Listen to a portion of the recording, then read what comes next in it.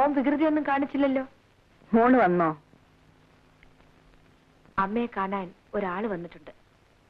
എന്നെ കാണാനോ? ആരാ മോളെ? എന്നെ കാണാൻ ആരാ? അതല്ലമ്മേ, അമ്മയൊന്ന് കാണണം. വരൂ.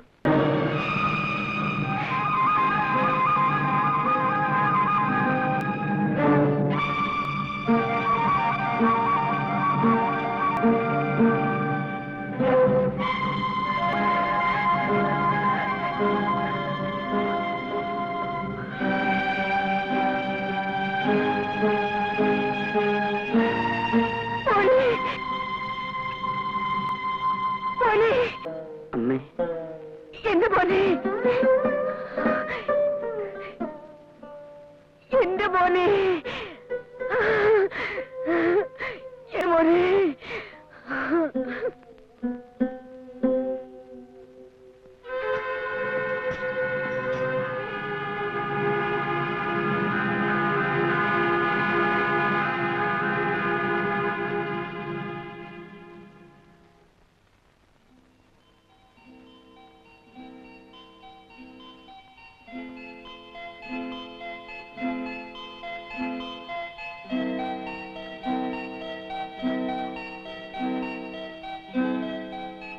കല്യാണിക്കുട്ടി,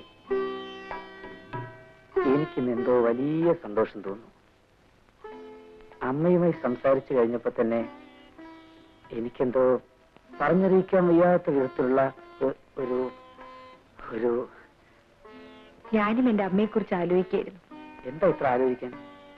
അമ്മയ്ക്കായിരുന്നല്ലോ നിങ്ങളെക്കുറിച്ച് കൂടുതൽ.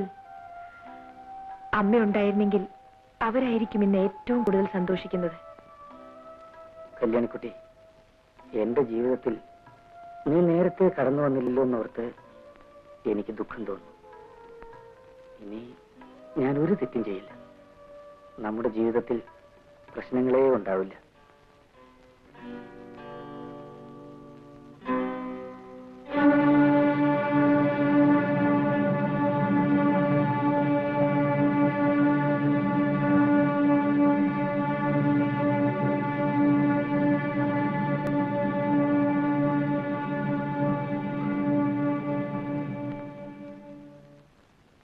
ഞാനിപ്പോ വരാം.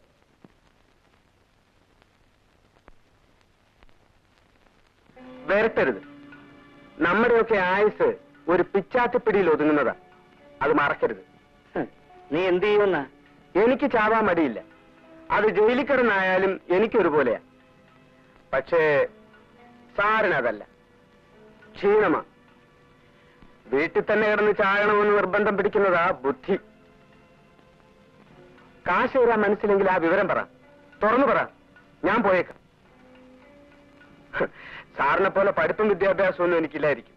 പക്ഷേ ഞാൻ തന്തയ്ക്ക് പുറന്നവനാ, സാറിനെ പോലല്ല. ഹസൻ, ഇവിടെ വരൂ.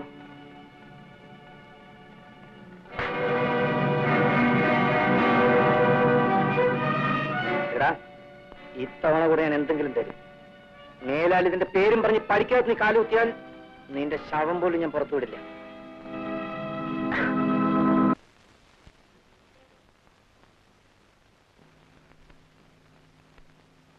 ഇന്ന് സാധ്യമല്ല എന്ന് പറഞ്ഞാൽ പിന്നെ ഒരിക്കലും സാധ്യമല്ല എന്നർത്ഥം എടുക്കരുത്.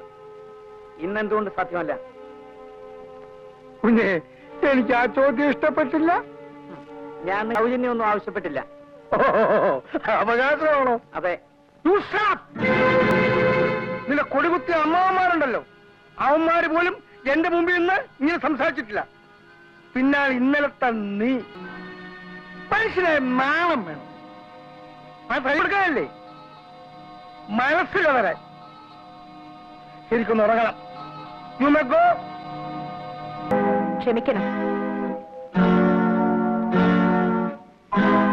ഞാനെല്ലാം കേട്ടു. കേട്ടല്ലോ? നന്നായി. എന്തിനാ പണമെന്ന് അറിയാമോ? അറിയാം. ഒരു ടാക്സി ഡ്രൈവർക്ക് കൊടുക്കാൻ. അതെന്തിനാണെന്ന് അറിയാമോ? അതും അറിയാം. എന്തിനാ? ക്രോസ് ചെയ്യാണോ? അത് വേണ്ട. ഉടമസ്ഥൻ മുതൽ ചോദിക്കുക, സൂക്ഷിപ്പുകാരൻ വരട്ടുക. അത് കൊള്ളാം, അസലായിട്ടുണ്ട്. വേണമെങ്കിൽ ഞാൻ എല്ലാം കൂടെ വാരിക്കൊലിയും കൊടുത്തേക്കാം. എനിക്കെന്തിനാ? എല്ലാം കുഞ്ഞിന്റെ മുതലേ. ഞാൻ വെറും ഒരു ട്രസ്റ്റി. ട്രസ്റ്റി. 10-35 വയസ്സായ ഒരു മനുഷ്യന്റെ സ്വത്തുക്കൾക്ക് ഒരു ട്രസ്റ്റി.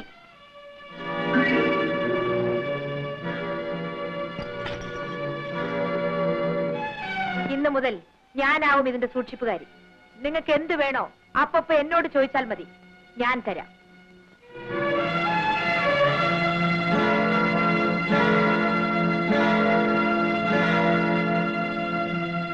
ശശി, ഇനി വരൂ. ഈ വീട്ടിൽ മേലാൽ പുറത്തുനിന്ന് ആഹാരം കൊണ്ടുവരാൻ പാടില്ല, പറഞ്ഞേക്കാം. മണി, എന്റെ അനുവാദം കൂടാതെ ഇവിടെ നിന്ന് ആരും കാർ വെളിയിൽ എടുക്കാൻ പാടില്ല, മനസ്സിലായോ? എന്താണ്?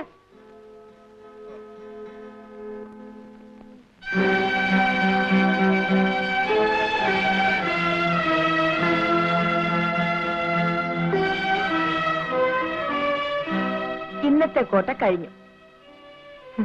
ആ ഡ്രൈവർ പോയോ? പാവം, വല്ലതും കൊടുക്കാമായിരുന്നു.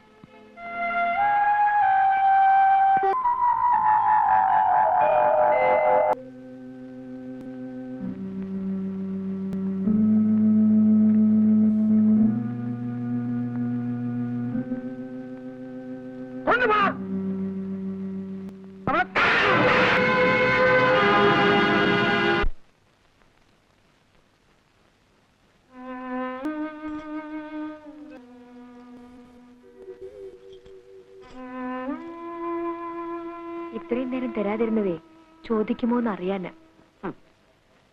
എന്നിട്ട് ഇപ്പൊ ഞാനിത് ആവശ്യപ്പെട്ടോ? അതുകൊണ്ടല്ലേ ഏൽപ്പിച്ചത്. ഞാനിത് വാങ്ങിച്ചില്ലെങ്കിലോ? അങ്ങനെ പറയരുത്, വാങ്ങണം. വേണ്ട, നീ തന്നെ സൂക്ഷിച്ചു വെച്ചാ മതി. ഞാൻ സൂക്ഷിച്ചു വെക്കാനോ? എന്നെ കൊണ്ട് ഇതൊന്നും ആവില്ല. എന്തുകൊണ്ടാവില്ല? നീ ഉള്ളത് കൊണ്ട്. ഞാൻ ആരാണ്?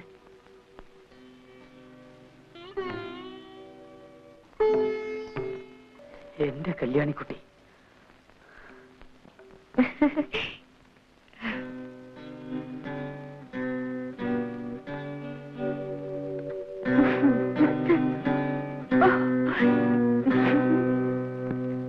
ഇനി ഇവിടുന്ന് ഭക്ഷണം കൊണ്ടു ചെല്ലുന്ന ആൾക്കാരിക്കും തട്ടെന്നാ പറഞ്ഞിരിക്കുന്നത്. ഈ വീട്ടിൽ നിന്ന് പച്ചവെള്ളം തൊടിയലെന്ന വാശി. പോയിട്ടൊരു കാപ്പി കൊണ്ടുവരൂ.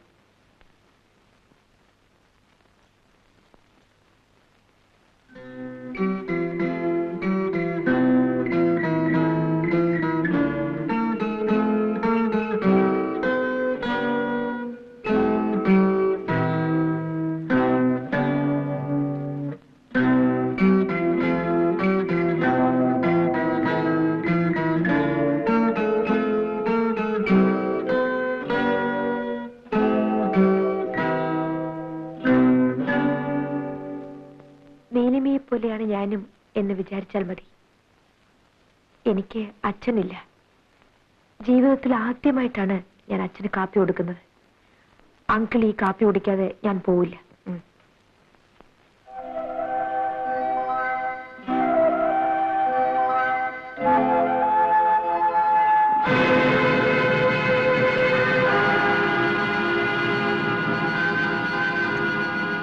എവിടുന്നെങ്കിലും ഓരോ ടേബിൾസിൽ വന്ന് കയറിക്കോളും.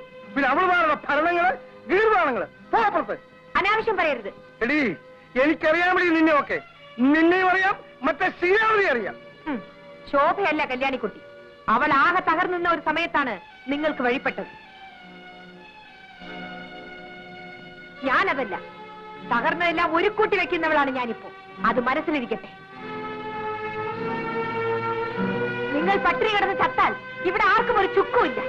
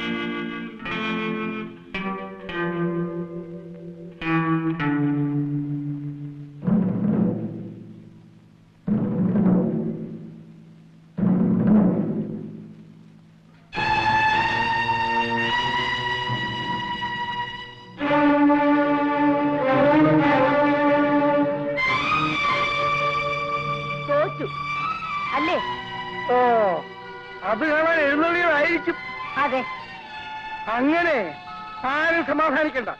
എന്നെ തകർത്തിട്ട് സുഖിക്കാൻ നിന്റെ മകനെയും അവന്റെ ഭാര്യയും ഞാൻ അനുവദിക്കില്ല. എന്ത് ചെയ്യും? കൊല്ലും. ഒരു പുല്ലും ചെയ്യില്ല.